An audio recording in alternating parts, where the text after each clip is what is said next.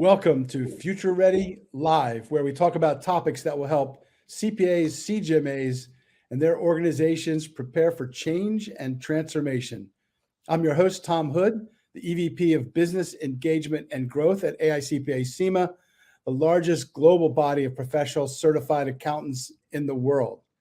We're going to be talking today about making your finance team irresistible by one of the preeminent talent thought leaders in the world and author of the new bestseller, Irresistible, The 7 Secrets of the World's Most Enduring Employee-Focused Organizations. Joining me is Josh Bersin. Josh is a global research analyst, public speaker, advisor on the topics of corporate human resources, talent management, recruiting, leadership, technology, and the intersection between work and life. In 2001, Josh founded Bersin and Associates, known as the leading research and advisory company in corporate HR. In 2012, Bersin was acquired by Deloitte and became Bersin by Deloitte. In mid-2018, Josh retired from Deloitte and started the Josh Bersin Academy, the world's home for HR. Josh and his team of experts offer research advisory services, the Global HR Capability Project, and the Josh Bersin Academy, the only end-to-end professional development platform dedicated to HR leaders and their teams. Josh, say hello to everybody. Hello, Tom. Thank you so much for inviting me. I'm thrilled to be here. It's exciting to reconnect with you because we worked with you way back when you were just Bersin and a little bit when you were Bersin by Deloitte, but it's good to reconnect, and thank you for making time to do this with us. So sure. I want to start with this future finance initiative. So we've been working on this and the accelerated shift in accounting and finance driven by digital transformation, where talent is by far the number one issue and seems to be growing every day. What would you recommend for CFOs to make their teams and organizations irresistible to grow, change, flex, and adapt, all with a focus on purpose, mission, and values? Well, I mean, there's a lot there, but I would say there's really 3 things. The first, of course, is the finance function, and all of the things that financial professionals do is exploding in really in importance and in breadth.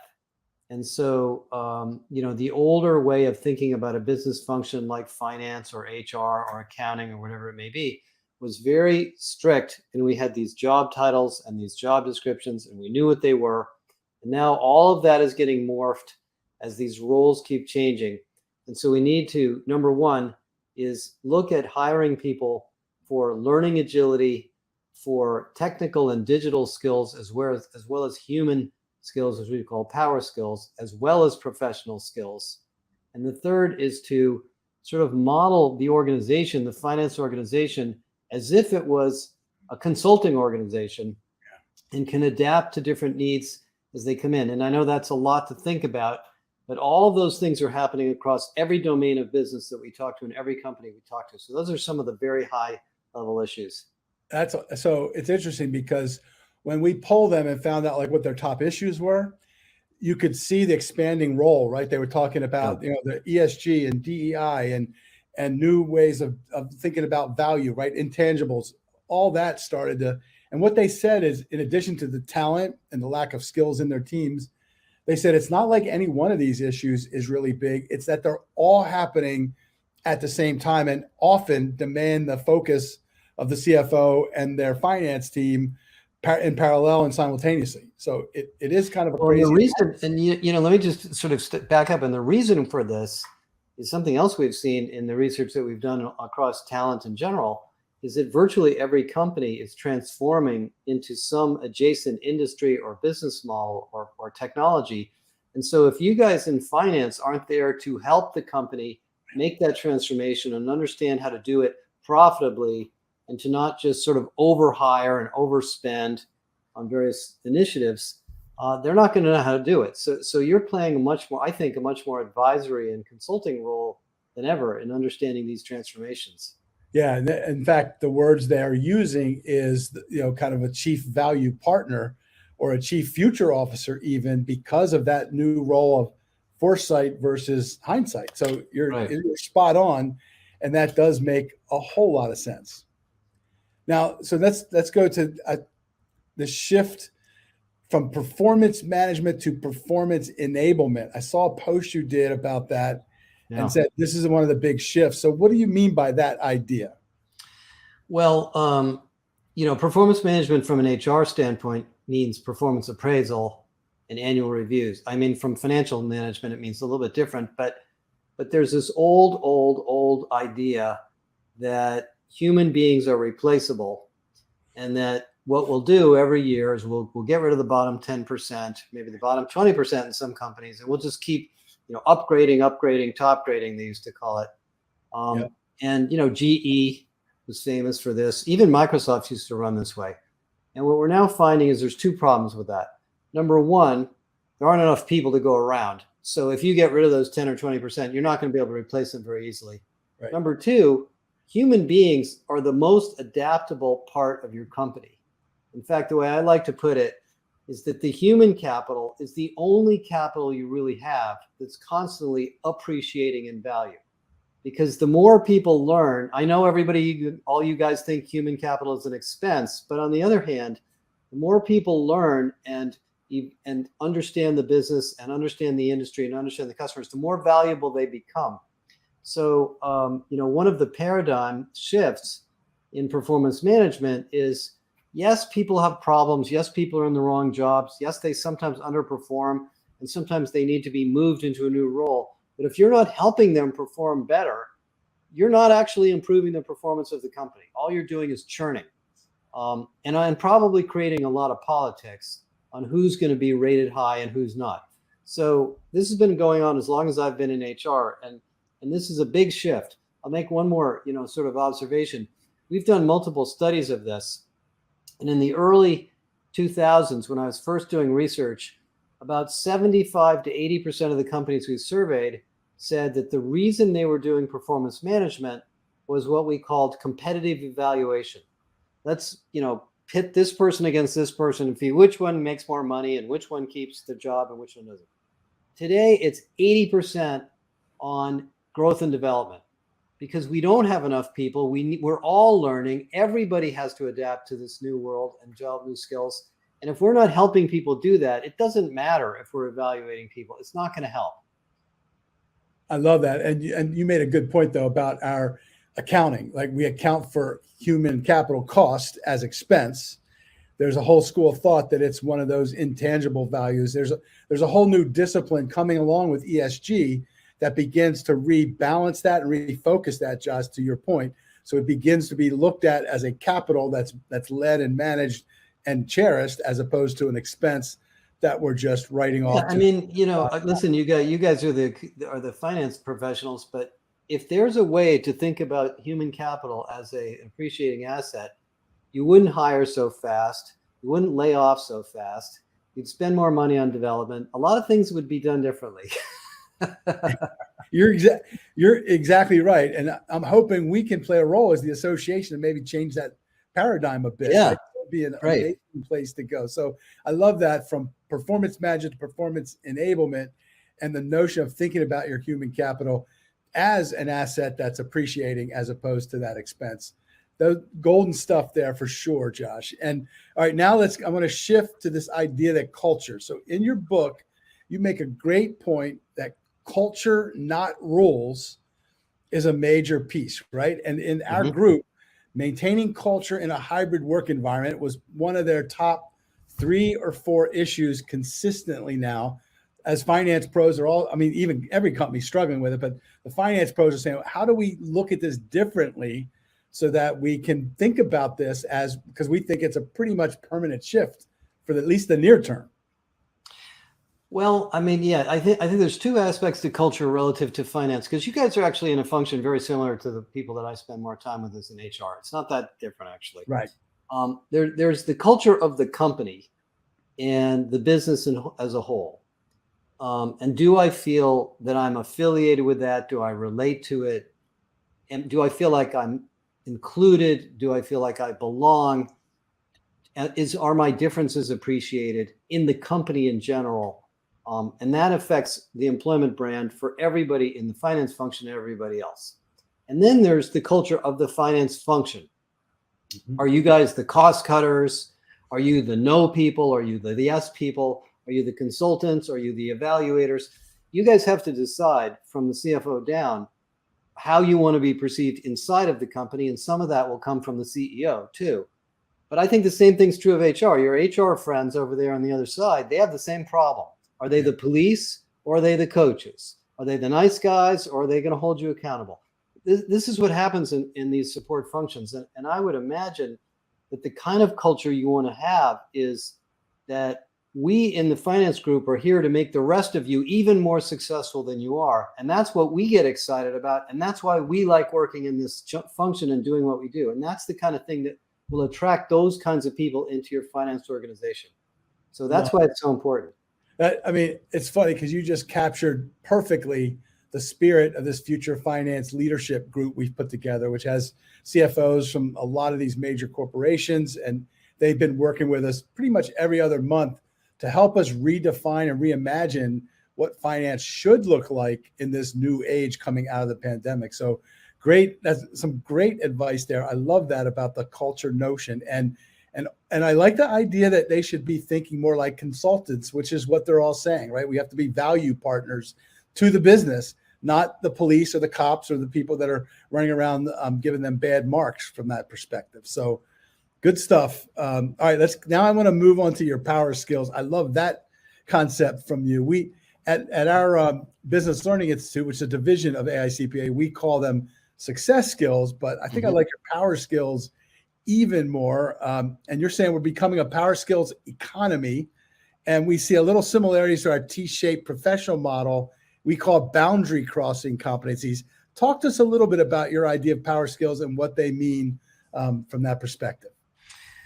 Sure. Well, let's see. I guess, right now there's this big discussion about skills everywhere in business, especially the HR guys are going nuts with this.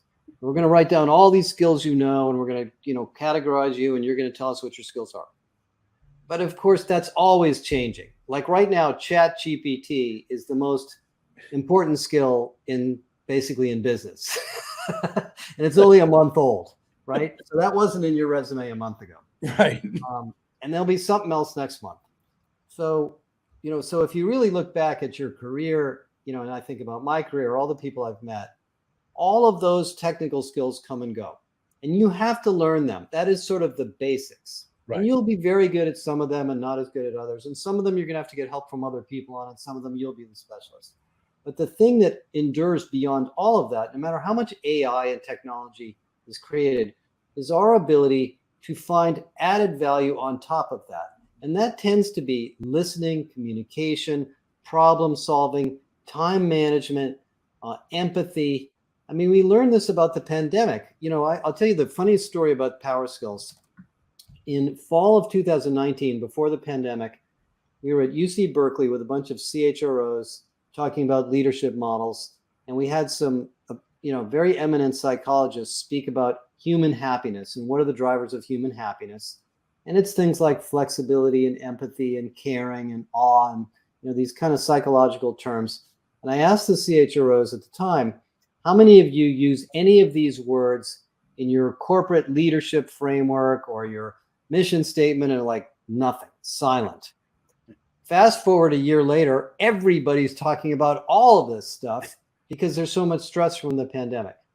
And what I've realized is that basically every business problem is a people problem.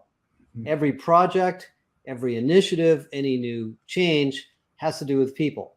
And if you're not able to listen and understand and communicate and empathize and coach and develop and lead, you're just, you're a technician.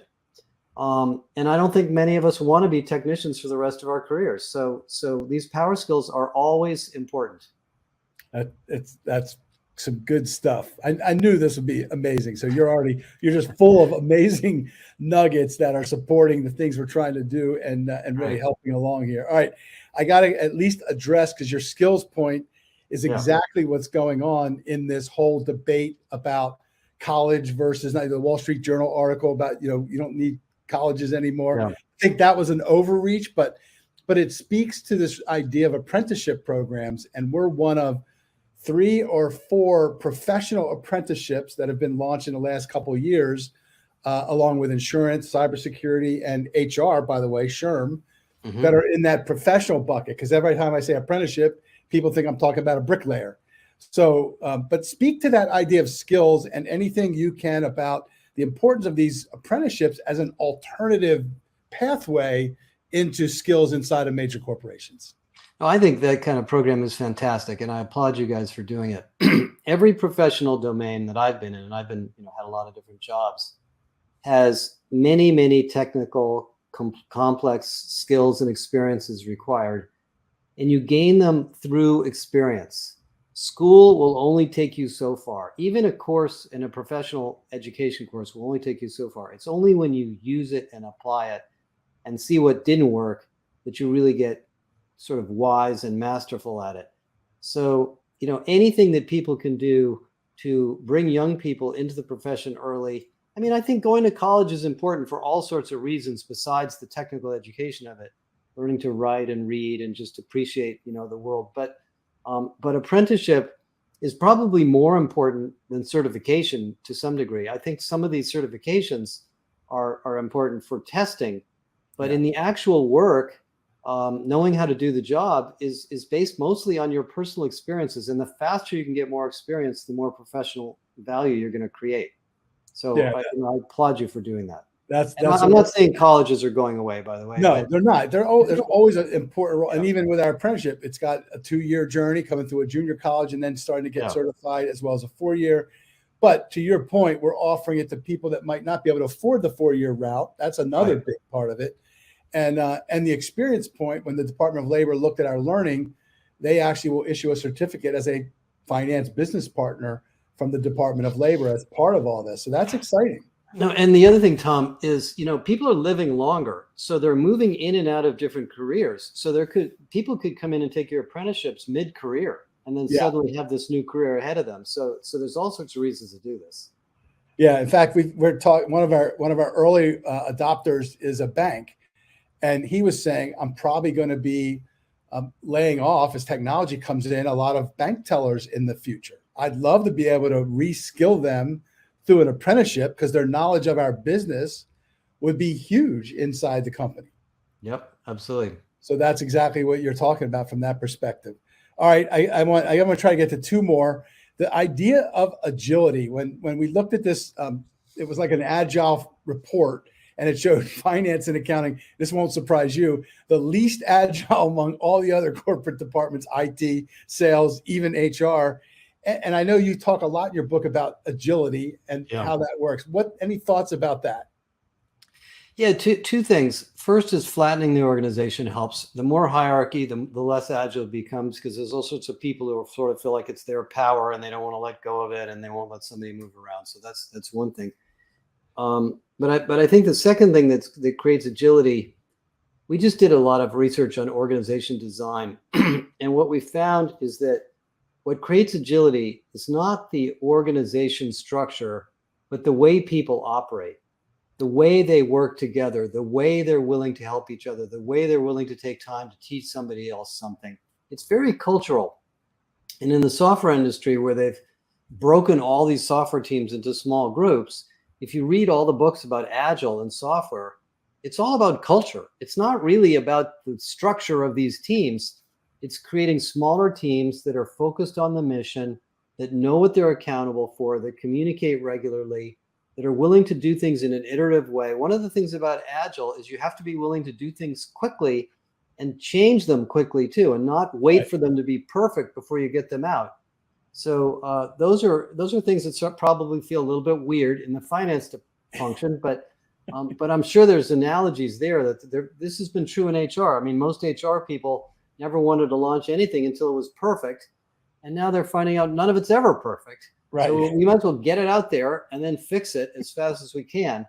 And I think you guys probably could use some of that too.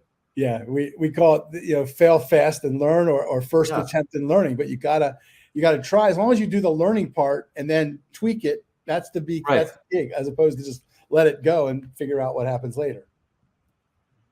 All right. So we got to get to, you've mentioned it a couple times already. And you've had a couple posts about Chat GPT. I've been playing around with it as well. Yeah. And so, yeah, talk about a little bit, why is it more massive than we think? And why is it such a big deal? Well, a lot of you in this profession are mathematicians, or, you have backgrounds in math. And so, what this basically software is a gigantic neural network that's taking words and numbers and computer code. It's tokenizing them into repeatable tokens, and it's finding the statistical relationships from them billions of times per second, and then replicating English language. It sounds bizarre, but that's basically what it is. And it's been trained from years and years of reading lots of information to put the right words together. Well, it turns out if you look at most of the things that happen in business, very high percentage of them have to do with this kind of reasoning. And so, questions like, what was our profitability last quarter versus the quarter before? Or, why is the margin higher here than it was here? What changed between here and here? It actually can find that. Yeah. So, and of course, it can also write an answer as to why what you just wrote in English could be clearer. I mean, it can do a lot of things to make our jobs better. I think the way Microsoft positions it is great. They call it a co-pilot. It doesn't take over your job, right, but it's sitting there to help you. And I think if you're intimidated by it, you're going to be left behind. And I go back to my early days when I worked at IBM in the 1980s. And I remember when the first PC came out and Microsoft Excel and Lotus 1-2-3 and VisiCalc, you guys remember that stuff? Oh, yeah. Everybody looked at it and were like, oh my God, all the finance professionals are going to go out of business, right? Well, that didn't happen. We all just learned how to use it. So it's the same situation. This is going to be a tool that we're all going to learn how to use. It's very early days, and it's going to make a lot of things easier. And I think we just have to look at it as a new capability that we're going to take advantage of to make our jobs, more productive and more extensive than they have been in the past. So, I mean, we don't know yet. It's pretty early days, but that's the way I see it. I mean, I've been playing around with it. We've connected to a couple of like CFO types who are doing FP&A routines with it. It's amazing what they've been able to do. And I was back there in those days in the 1980s when the Excel and all came out. And I'll never forget, there was a Wall Street Journal article that said, this is the end of accounting. Yeah. Right. I mean, literally, that's what it was. Excel could just be the end of accounting. And everybody was like running around like the sky's falling. It's like, no, exact opposite happened. The demand went way up for everybody trying to figure out how to do it. Right. So, and goes back to the very beginning of our conversation, is the job that we're in is to add insights and judgment to the financial decisions that are being made in the company. That's a human skill. That's not a machine skill. That says it all. And I think so. The advice for everyone is they need to start playing around with it and try to get comfortable with it. Yep. And there'll be courses on it. There'll be all sorts of things, I'm sure. Oh yeah. And then now I guess Microsoft's already put 10 billion in it, I think is the number. And they're going to be building it into just about everything they do. What they announced last week is this stuff's going to be built into Excel, built into Outlook, built into Word. So you're going to have it. I don't know when they're going to turn it on, but you're going to have it. Yeah. So you better get used to it and start playing around with it so you're not like scared to death about it. This was awesome. I think thank you for your time so much here. I think tons of takeaways from this whole conversation, Josh. I mean, you definitely reaffirmed our future of finance and what our group's trying to do. Lots of good tips and nuggets here to help them solve some of those pressing pieces. So again, I want to thank you. Let me close up by saying, everybody, you can follow Josh Bersin on LinkedIn at Josh Bersin, Bersin. On Twitter, it's at Josh_Bersin. And buy his book. It's a great one. Irresistible, The 7 Secrets of the World's Most Enduring Employee-Focused Organizations. Did I miss anything there, Josh, for them to kind of connect or get a hold of you? Oh, thank you. This is awesome. So thank you for joining me. And to my audience, don't miss other Future Ready live sessions. I'll be back here on LinkedIn the first and third Tuesday of each month at noon Eastern. We'll see you then. And this was amazing, Josh. Thank you again for spending some time with me.